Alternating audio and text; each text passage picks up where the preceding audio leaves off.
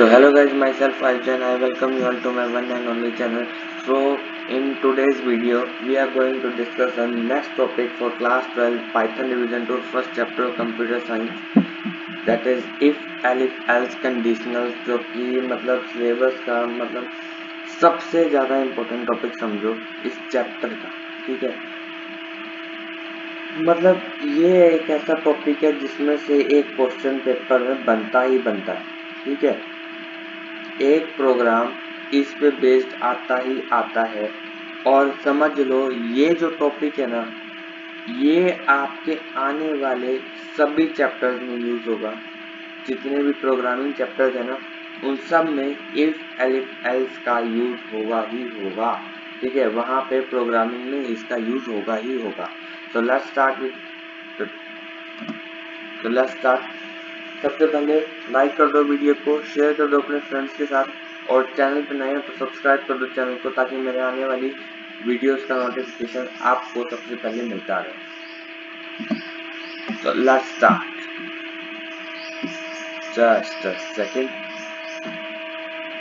Yes, सबसे पहली बात करते हैं इफ कंडीशनल।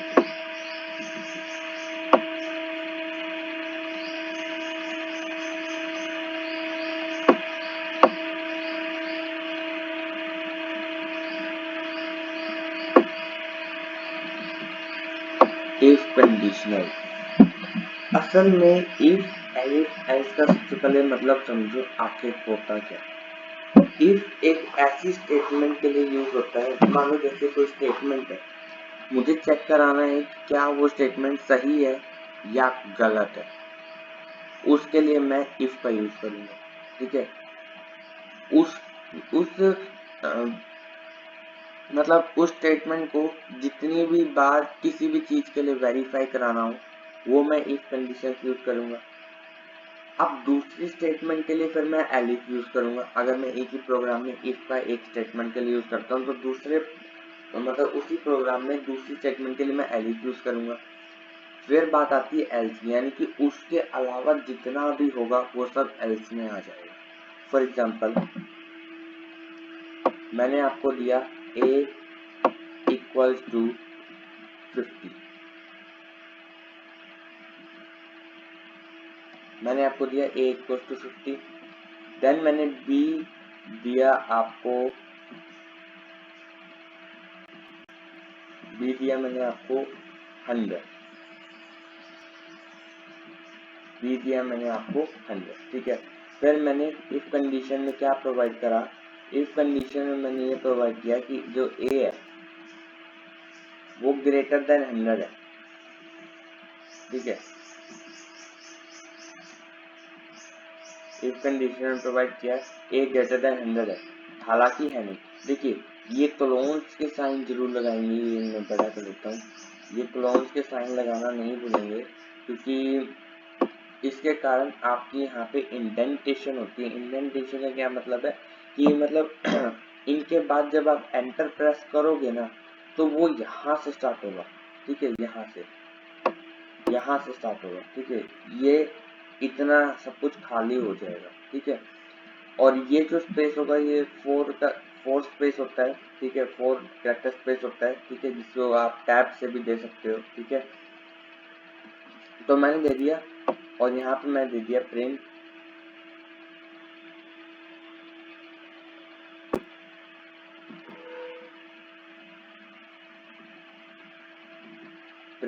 दे दिया मैंने ट्रू,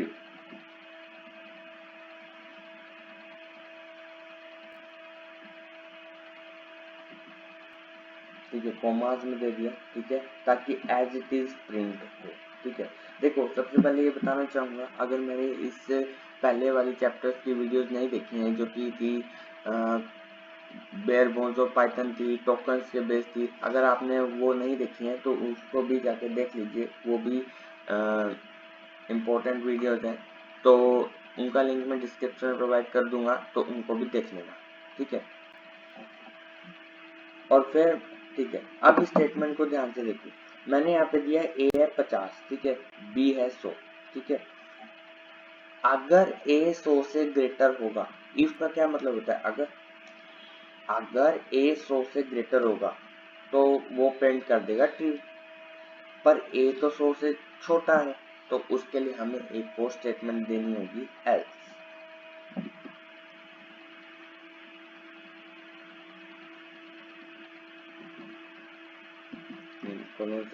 अब ध्यान से सुनो, a था 100 से बड़ा, पहले मैंने दे दिया a 100 से बड़ा,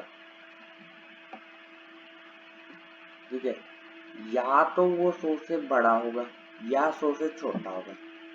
मैंने a को 100 से बड़े वाली लाइन तो दे दी, a को 100 से बड़ी वाली लाइन तो यहाँ दे दी, तो मुझे आगे जरूरत नहीं होगी कि a को 100 से छोटा दिखाने की, ठीक है, मुझे a को आगे छोटा दिखाने के लिए 100 से छोटा दिखाने की जरूरत नहीं होगी, वो अपने आप प्रोग्राम समझेगा।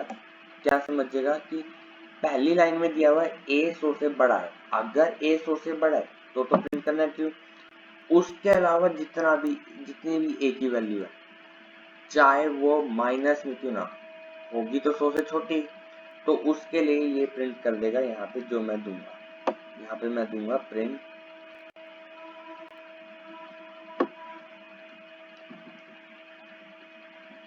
मैंने यहाँ पे दे दिया फॉल्स।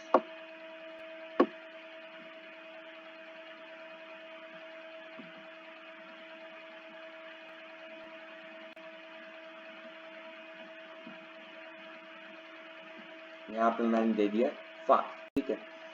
तो अब इसका आउटपुट क्या आएगा, देखो a था 50, अगर a 100 से बड़ा होगा, a की वैल्यू यहाँ पे आ गई 50, a तो 50 है ना, a की वैल्यू 100 से छोटी है तो वो यहाँ पर आएगा ही नहीं, सबसे पहले वो आएगा, जो भी एग्जीक्यूटर होगा यहाँ पे आएगा, वो देखेगा क्या a की वैल्यू 100 से बड़ी है, a की वैल्यू 100 से छोटी है, तो वो उसके बाद सीधा कहाँ आएगा, यहाँ पर।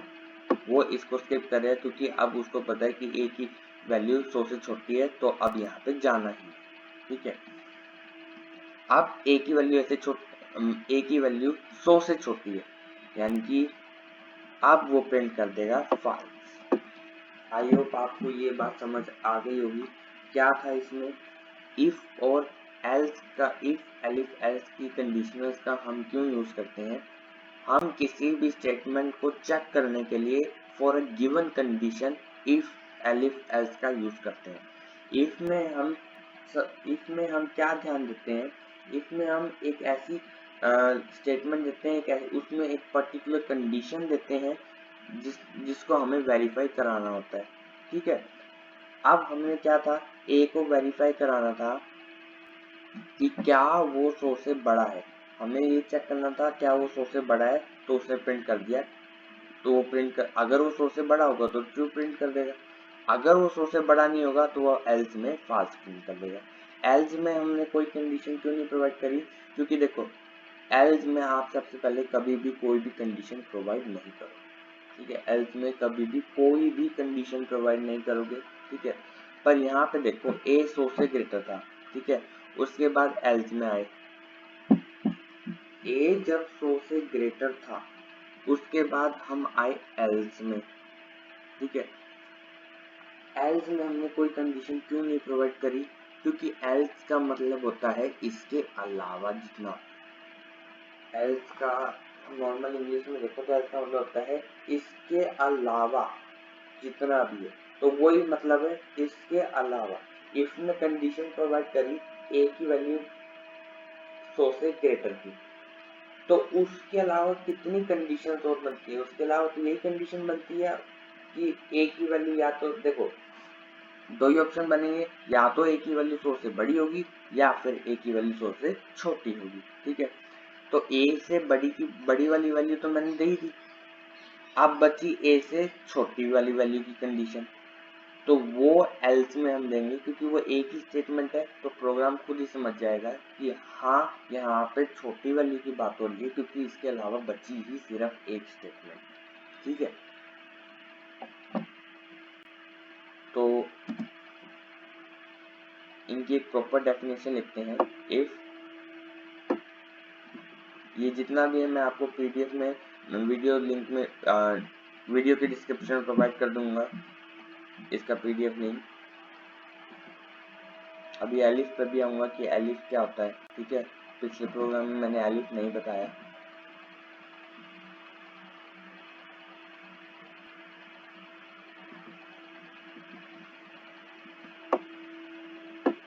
ठीक है, चलिए।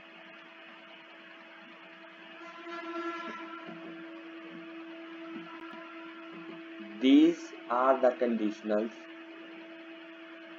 These are the conditionals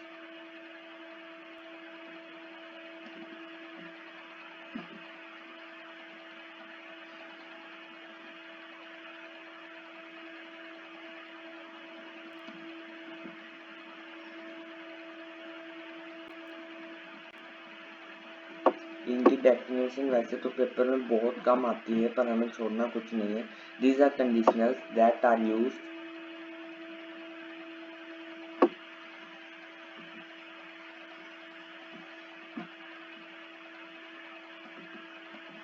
that are used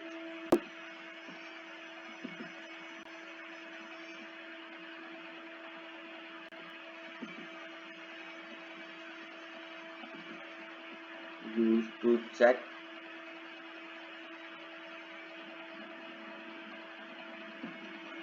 a statement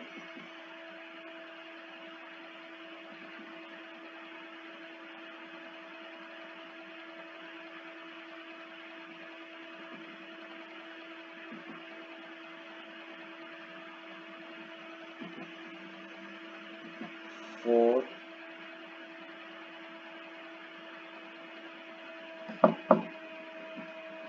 the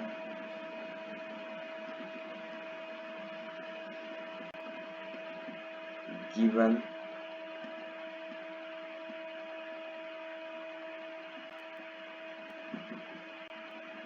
condition।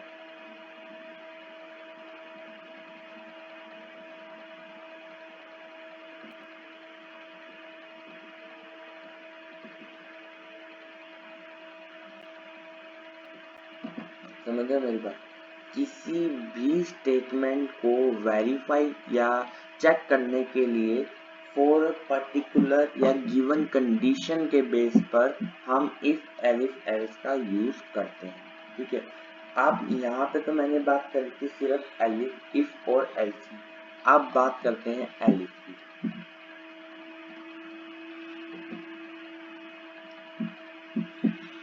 Elif, अब बात करते हैं एलिफ।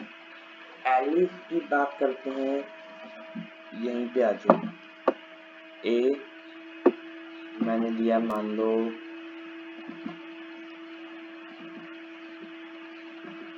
2, बी मैंने दिया 6, ठीक है। फिर इफ में मैंने प्रोवाइड करा, इफ में मैंने ये प्रोवाइड करा A is divisible by 3। A is नहीं, यहाँ पे ये चीज का यूज नहीं करेंगे। हाँ, इस चीज का यूज नहीं करेंगे। अगर अपने को चेक करना हो, अगर अपने को चेक करना हो कि मान लो जैसे अपने को कोई स्टेटमेंट चेक करनी है, अपने को कोई स्टेटमेंट चेक करनी हो कि मतलब कोई वेरिएबल है हमारे पास और हमें चेक करना है कि वो एक पर्टिकुलर नंबर से डिविजिबल है, तो हम यहाँ पे रिमाइंडर का यूज करेंगे। देखिए मैंने प्रीवियस ऑपरेटर्स वाली जो टोकन्स वाली वीडियो थी ऑपरेटर्स की, उसमें रिमाइंडर के बारे में बताया था। अगर नहीं बताया तो सुन लो कि परसेंटेज का साइन जो होता है, परसेंटेज का साइन पाइथन में रिमाइंडर के लिए यूज किया जाता है, ठीक है। रिमाइंडर के लिए यूज किया जाता है, जिसको मॉडुलस भी कहा जाता है।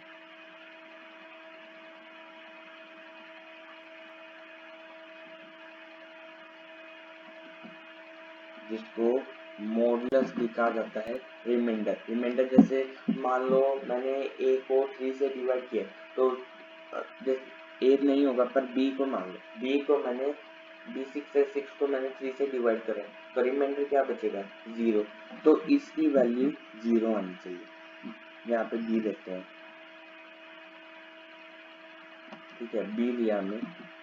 अगर b को जब हमने 0 से डिवाइड करा,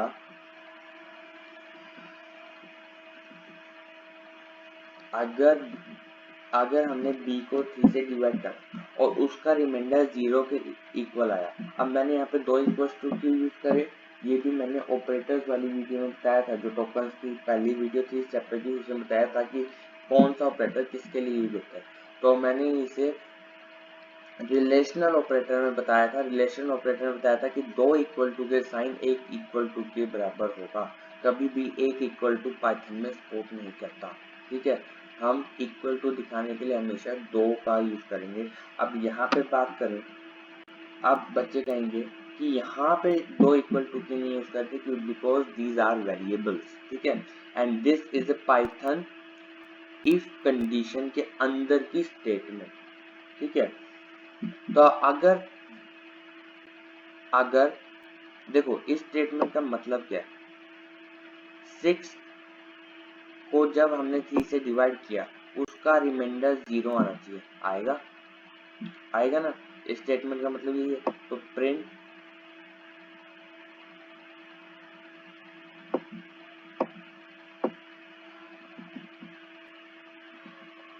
ट्रू, जरूरी नहीं है कि हमेशा ट्रू या फाल्स ही देने, वो हम जैसे क्या रिजल्ट देना है किस इफ की कंडीशन का, वो हम आने वाली प्रोग्रामिंग की वीडियोस में डिस्कस करेंगे।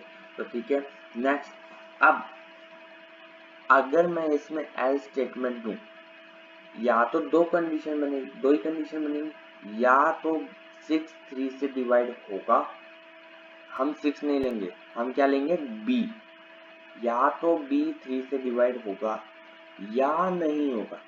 हमने b को 3 से डिवाइड होने वाली कंडीशन तो देखी, तो हाँ, अगर हम एल्स का यूज करेंगे तो सिंपल सी बात है, एल्स में वो स्टेटमेंट आ जाएगी कि b 3 से डिवाइड नहीं होगा, तो एल्स में हमें आगे कोई कंडीशन देने की जरूरत पड़ेगी ही नहीं, है ना। पर अगर हमने कोई और स्टेटमेंट भी देनी है, फॉर एग्जांपल मैंने ये भी दिखाना हो कि क्या b a से डिविजिबल है, क्या 6 2 से डिविजिबल है, अगर मुझे ये चीज भी दिखानी हो तो एल्स में तो दूंगा नहीं, क्योंकि एल्स में तो इफ के अलावा की चीज आएगी, तो मैं दूंगा यहाँ पे एलिफ,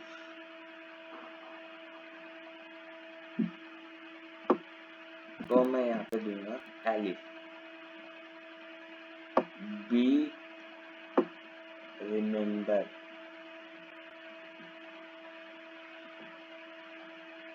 ए इक्वल्स टू 0। अगर b को a से डिवाइड करने पे रिमाइंडर 0 के इक्वल आ रहा है, तो सेम प्रिंट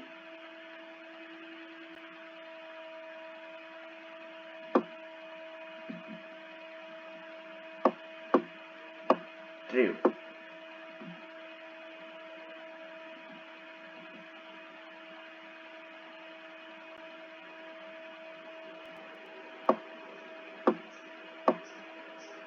प्रिंट, और इसके बाद वैसे देखो क्वेश्चन में मान लो अपने पास गिवन है कि a की वैल्यू ये, b की वैल्यू ये, ठीक है, ये आपको कई बार यूजर से पूछनी होती है कि a की वैल्यू क्या है, b की वैल्यू यूजर से पूछनी होती है कि, ठीक है, इनपुट करके हम देखते हैं, वो आगे प्रोग्राम में डिस्कस करेंगे हम, ठीक है।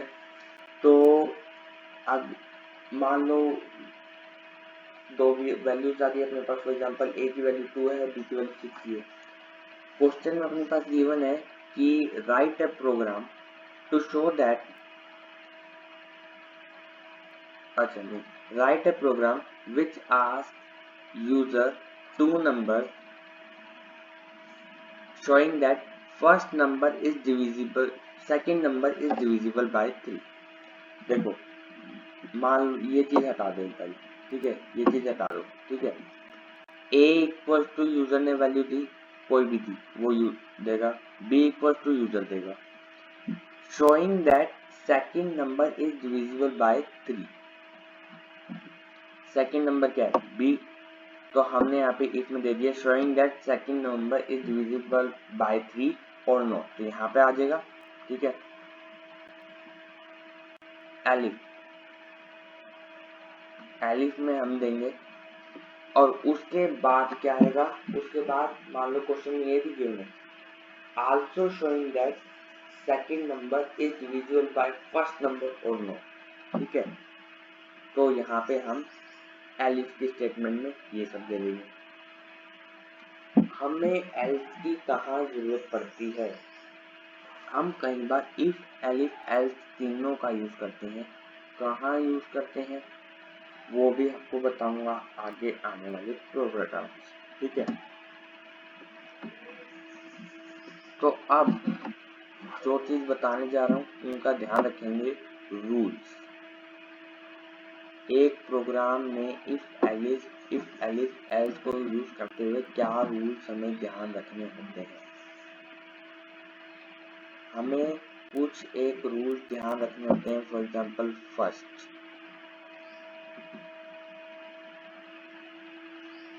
फर्स्ट रूल ये आता है, वी शुड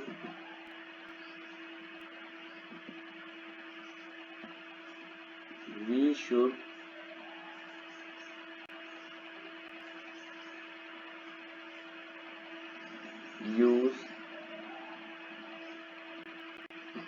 if first।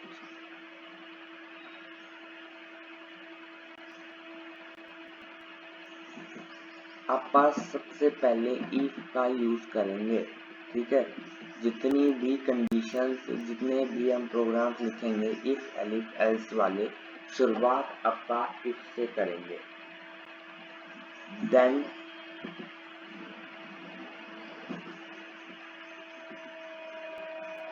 ये रूल्स कभी भी पेपर में नहीं पूछे जाते, पर अपन ने प्रोग्रामिंग के वक्त जो कोडिंग लिखते हैं वहां पे इन रूल्स का ध्यान रखना है। देन एलिफ,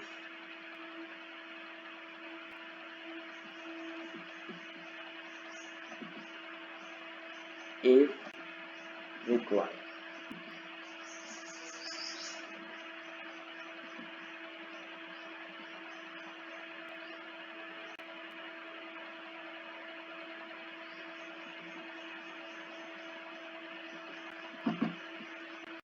इफ रिक्वायर्ड यानी कि पहले अपन इफ का यूज करेंगे, ठीक है, उसके बाद एलिफ का यूज करेंगे अगर जरूरत होगी, ठीक है।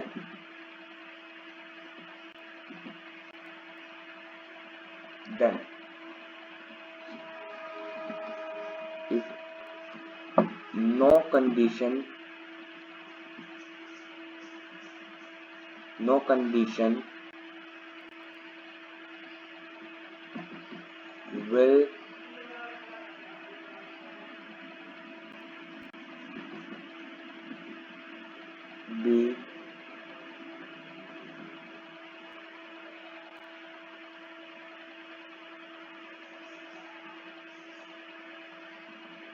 will be provided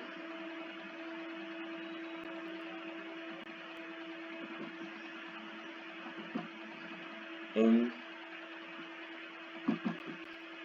elif.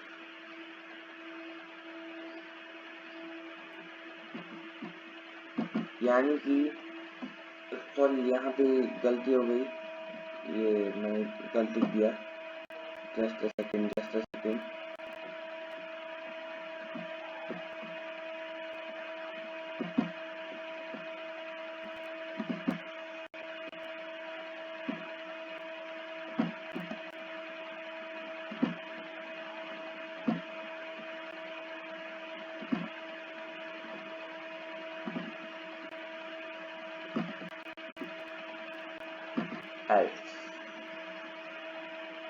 जब भी एल्स की कंडीशन हम प्रोवाइड एल्स का यूज करते हैं तो उसमें कोई भी कंडीशन प्रोवाइड नहीं करते। एल्स के पास कंडीशन अपने आप आती है in accordance with if and else. ठीक है, एल्स में कोई कंडीशन प्रोवाइड नहीं करते। ठीक है, फोर्थ, कोलोन्स,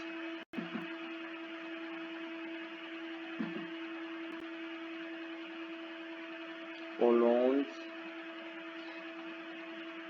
ये वाला साइन। ठीक है,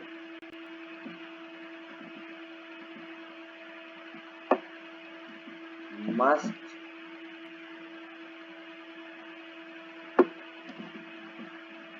be added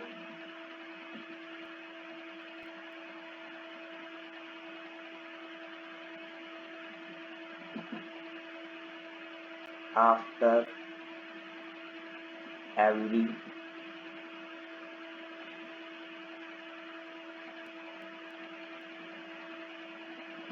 statement।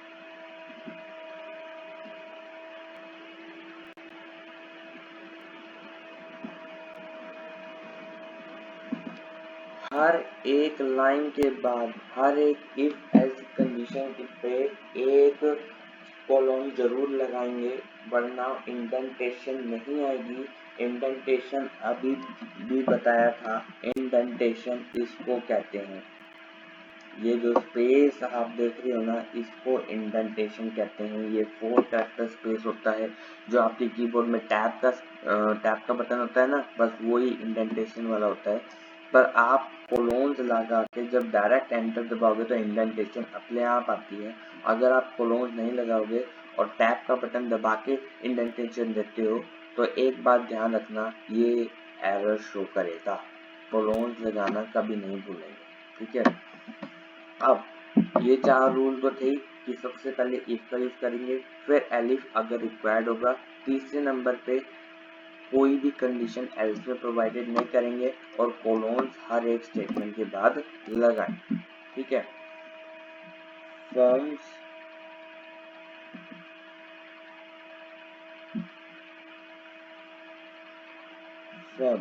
ठीक है, आखिर किन किन फॉर्म में हम इफ एलिफ एल्स का यूज करते हैं। सबसे पहला, या तो हम अकेला इफ यूज करते हैं। दूसरा, इफ एल्स का, ठीक है, एक प्रोग्राम में। ठीक है, देन इफ एलिफ का,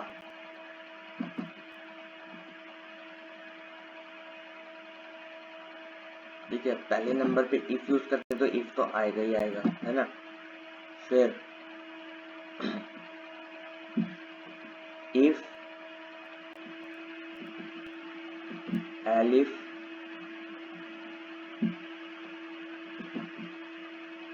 up to many times, elif का यूज कितनी बार भी करा जा सकता है।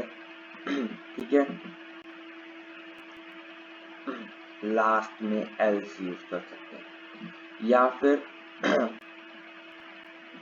ये भी हो सकता है, इफ एलिफ मैनी टाइम्स। ठीक है, मैनी टाइम्स। ठीक है, या तो अकेला इफ यूज करेंगे, या इफ एल्स, या इफ एलिफ, या इफ एलिफ कितनी बार, एक बार, 2 बार, 3 बार, आखिरी में एल्स, आखिरी में एल्स, या फिर इफ एलिफ का यूज करेंगे। ठीक है, बहुत बार यूज करेंगे। ठीक है, जरूरी नहीं है कि लास्ट में एल्स लगाना हमारे लिए कंपल्सरी। ठीक है, इस चीज का ध्यान रखेंगे कि एल्स लगाना कंपल्सरी नहीं है। हम प्रोग्राम वाइज कोडिंग में यूज करते हैं इन 5 फॉर्म्स का। अब पता कैसे लगता है कौन से प्रोग्राम में किस फॉर्म का यूज करना है, तो ये चीज मैं आपको प्रोग्राम में क्लियर करूँगा, जब हम प्रोग्रामिंग करेंगे तब क्लियर करूँगा।